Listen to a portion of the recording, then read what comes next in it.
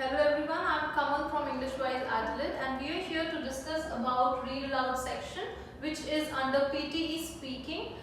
Read Aloud gives you marks for speaking and reading because it's a speaking module. You give the response, you give speaking, and second thing, you are reading something which is provided on the screen, so that's why you get marks for reading and speaking.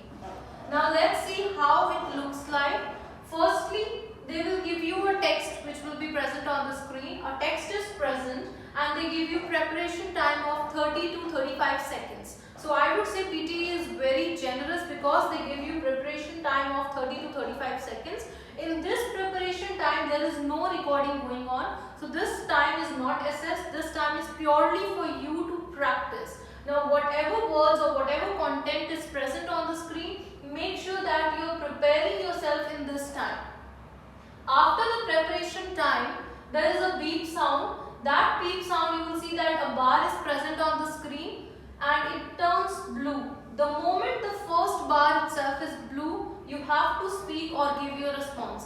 After you have given your response, make sure that you are immediately pressing next to go to the next question so that you are saving some time. Now, how many questions you get from Read Aloud section? It's 6 to 8 questions that you get.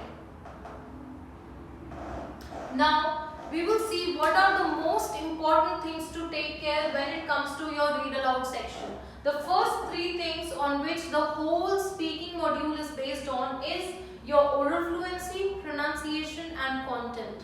Oral fluency is how you are speaking, the pace with which you are speaking. Pronunciation is the clarity of each and every word in your speaking, how clearly you are speaking something.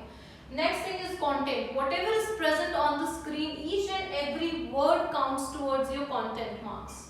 Now let's see what are the tips which you have to follow to score full marks. Yes, it is very easy to score full marks because it is simply that you are reading something on the screen. But when you prepare, you come across some words which are difficult, or there are certain things which you have to keep in mind while you deliver your Read Aloud response.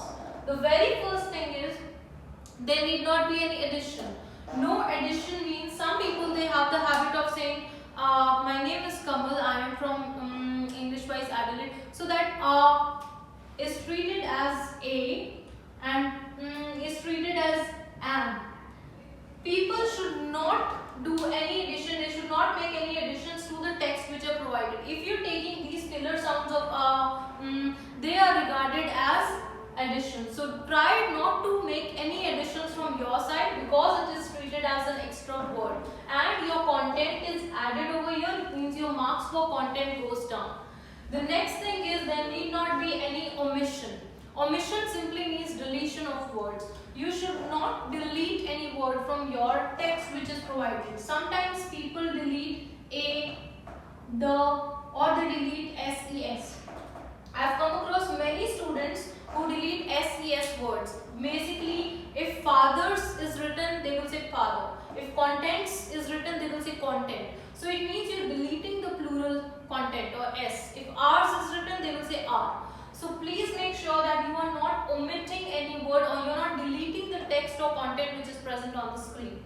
The next thing is no correction.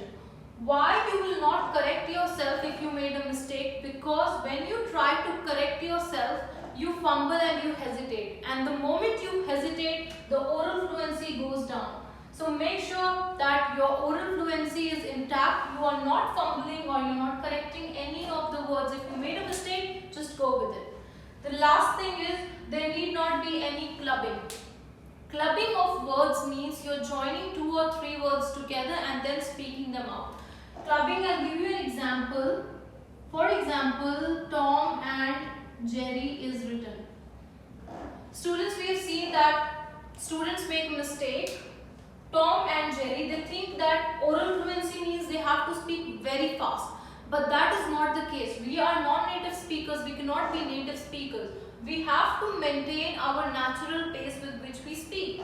For example, those students who think that oral fluency is going to give them marks and they have to be very fast, they make a mistake of clubbing the words. They say instead of Tom and Jerry, they will say Tom and Jerry.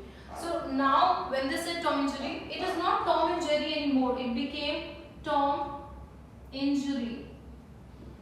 It means that they deleted two words, and Jerry has been deleted, but they added a new word which is injury. So class, please be very mindful. You are not making any of these mistakes because these are very crucial, as a lot of marks from read aloud goes to your speaking and reading section. Please keep in mind, oral fluency is the natural pace with which you speak. Pronunciation is the clarity of each and every word which you are uttering out of your mouth, and content is each and every word present in the text. Please make sure no clubbing, no correction, no omission, no addition will be there from your side. Thank you so much.